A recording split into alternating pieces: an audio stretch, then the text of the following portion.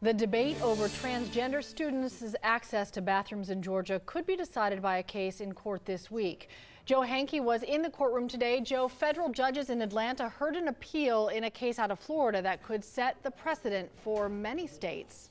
Well, Cheryl, this case was appealed to the 11th Circuit Court of Appeals, a court covering Alabama, Florida, and Georgia, meaning any ruling from the court could give school districts in all three states guidance of how to handle bathroom policies for students. Drew Adams graduated from St. John's School District in Florida. While attending school there, he transitioned from female to male, began using the boys' room, but was then denied access by the district and filed a lawsuit. A federal court ruled in Adams' favor, but the district appealed, leading to a hearing today here in Atlanta. The district argues this is a privacy case. Adams and his attorney say it is a case of discrimination. Nobody looked at me twice in the restroom that I noticed. Nobody told me that they had an issue with me. Nobody indicated that there was a problem whatsoever.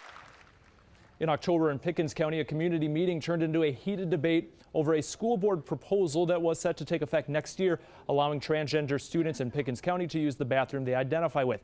Pickens superintendent says he is watching the Adams case for guidance of how to move forward. And here's a look at other counties around Atlanta. Fulton County School District does not have a policy in place, but works with students on a case-by-case basis. Gwinnett County has gender-neutral restrooms for students not using the bathroom of their biological sex. Atlanta Public Schools allow students to use the bathroom of their gender identity. Those policies could be challenged or kept the same depending on how the appeals court rules. A decision, I'm told, could come at any time in the coming weeks or even months. Jeff. All right, Joe, thank you.